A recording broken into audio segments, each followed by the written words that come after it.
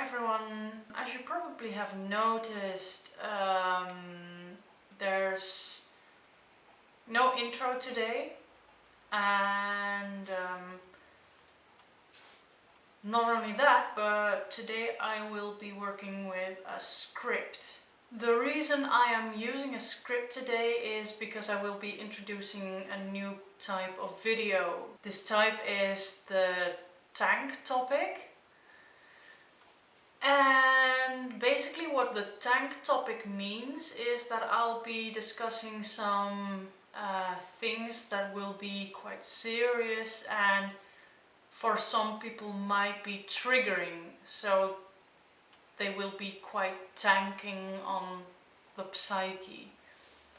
So that's why tank topic, and yeah, that's why I'm doing no silly introductions. I'm being very serious. My topic of today will be what it means to be suicidal. Note, I won't be talking about actual suicide. I will be talking about people who feel they have lost their connection with the world and quite frankly want to leave it. Now, what does it mean to be actually suicidal or having suicidal thoughts? In my opinion, there are two kinds of suicidal tendencies. The first, which I will be discussing, is the light variant, and this is the variant I myself had the most experience with. People with the light variant don't necessarily want to commit suicide. They just feel that their connection with the world is gone. They don't really care all that much for being alive anymore. They just don't really care about anything. So this means they will be taking more risks. For example, when you're crossing the street, they won't feel that much of an obligation to thoroughly check for approaching cars, because they're just like, yeah, whatever, if I'll go, I'll go. Most of these people also aren't too afraid of dying, of death. But that's not necessarily something that makes you being suicidal. Some people are just not afraid to die and there's no further problems or whatever. So yeah, it can be little things that you feel you don't care about, such as crossing the street. It can be sitting in the bus and something suddenly approaches and you're like, oh well, there I go, goodbye cruel world, that kind of stuff. Mostly people that feel suicidal, have suicidal thoughts, have these without them being outright visible to others. They hide them most of the time. Most people don't realize what's happening to people who have these thoughts. I mean, no one's a mind reader. At least I haven't met any mind readers. So yeah, it's hidden to most. And unless people tell you, hey, I'm having suicidal thoughts, you won't necessarily know that they experience these thoughts. That's the first part, the light part. Now I will be talking about the heavy part, and that's, like I said, that's heavy. Most people who have heavy suicidal thoughts and tendencies are actively trying to commit suicide. Most people who successfully commit suicide often don't tell other people about their plans because they don't want anyone interfering with this, so they can die the way that they want to without anyone trying to stop them. These people are really wanting to die. Some of them will actually try and tell people. This is often sort of cry for help, even if they themselves don't really know it. Because as soon as you tell anyone else about your plans of wanting to die, it's your subconscious actually trying to stop yourself from doing this, because most human beings have these really primordial instincts to stay alive, to survive. You probably subconsciously know that it doesn't have to be the end. You still feel that your life can still be saved. Now, by this point, you're probably like, Mearlin, okay, you're telling us all of this, but what can I do to help my friends or family who are experiencing these suicidal thoughts, or I myself might be suicidal? What can I do to make others at least empathize with me? Well, I'm not necessarily an expert on these things. I'm just a human being, and I myself too am trying to understand these topics and trying to help others understand these topics. And I'm always doing these things out of my own experiences and the things I've felt myself. All I can do is give you tips, and I cannot guarantee it will work, because everyone needs their own kind of help. Everyone needs different things, and I can just hope to be in general quite helpful. I am making no sense again. For people that want to help others that have suicidal thoughts, the best tip I can give you is be gentle with these people. Their image of the world is already so fragile. Most of them are very sensitive. So the least thing of all that they need is someone to tell them harsh words, to be harsh to them. That can be really harmful. Another thing is try to take their mind off of the more serious things. Most of these people have a very serious mindset and aren't always, they can laugh, that's no problem. They can make jokes, also no problem. But most of the time they do this to mask their own feelings and thoughts. So a thing that helps is to try and lift their thoughts off of these topics, and in general just talk about nice stuff, talk about the things they like, they enjoy, and show interest, because most of these people have a feeling that people are not interested in them. It really helps if others show interest, because to them it feels like you care about them, and that's what they need. They need someone to care about them. Next to that, there isn't a whole lot of things you can do, because in the end these people need to sort out their own problems. You can't do it for them. So yeah, that's all I can say. Now, to the people who are watching this and experiencing these thoughts themselves, also again, I can only give you tips.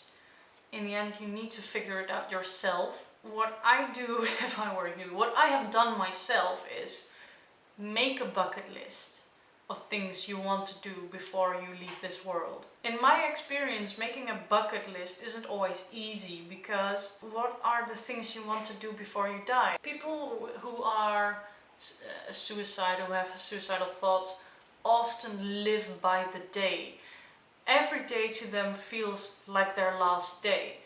So if you're trying to make a bucket list with that kind of thought, you aren't likely to put in travels to the other side of the world, because to be honest, sometimes you just don't feel like you live that long to see that happen. But really, right write it down, do it. Because if you give yourself a goal to make a trip, it's in essence making your own life expectancy longer, because just the thought of maybe doing it will be helpful to you. I know it was helpful to me. So yeah, make a bucket list. It will give you lots of things that you might look forward to, because that's in essence one of the things you need most, things to look forward to. Also, a tip is to write under that bucket list a list of things you already have done, trips you already have made, because it shows you how much you've already have done and how much you've already experienced, and that can make you quite proud of what you already have managed. It doesn't matter if it's little things like building a pillow fort or eating some ice cream. It's just these little things that can in essence make you very happy. Not everyone needs to have lived this life of a celebrity or a life that will go down in the history books. I won't go down in the history books, I know this. And I don't care about that, because in essence it's about what I have done for myself, how I felt about the things I have done. And that's also, if you have a mindset that you want to push yourself to the top and you want to be the best in the world in something, you are in essence bound to disappoint yourself, because face it, not everyone's gonna make it. But does it matter? Do you really have to reach the top? I think not. I think it's perfectly fine to live a silent, secluded little life that you carve out for yourself. I myself one day will hope to live in my own little trailer wagon and travel the country and just do basically meaningless stuff. But yeah, another thing, lower your expectations of life if you haven't already. Even the little stuff can make you happy. The world is full of magic, but most people don't see it. Another tip I have is try new things. You might find a new hobby. You might even find a purpose in life. Something you think, this is what I want to do. This is what I feel I was meant to do. Because I don't believe that much in fate. I believe every human carves out their own path through life. And basically your purpose in life is what you make of it. So take those reins of life into your hands and whip it hard.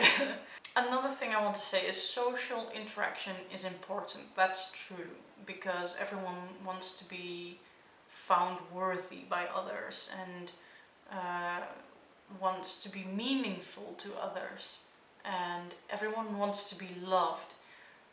Another thing, don't make it too important. I see lots of people who are completely depressed because they feel that nobody cares about them, and or feel like they don't have any friends and feel like they chase away everybody. I mean, I have had these feelings myself. I still have these feelings myself.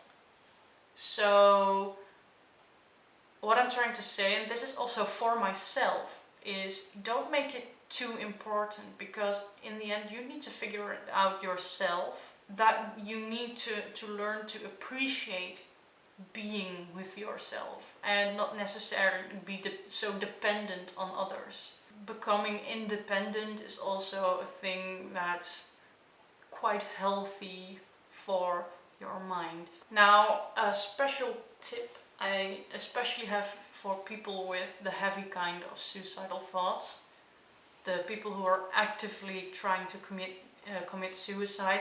My tip for you is, you probably don't want to hear it, but I'm gonna give it anyway. It might be of some help, because there are people who care about you, make no mistake, and you might not care that they care for you, But really, if it's any help, look up interviews or talk to someone who has survived suicide and ask them about their perspective of life after an attempted suicide. Most people will find that at the moment when all hope seemed lost and their death would be inevitable, such as people jumping off bridges, almost all of them thought right before they hit the ground that all their problems were solvable.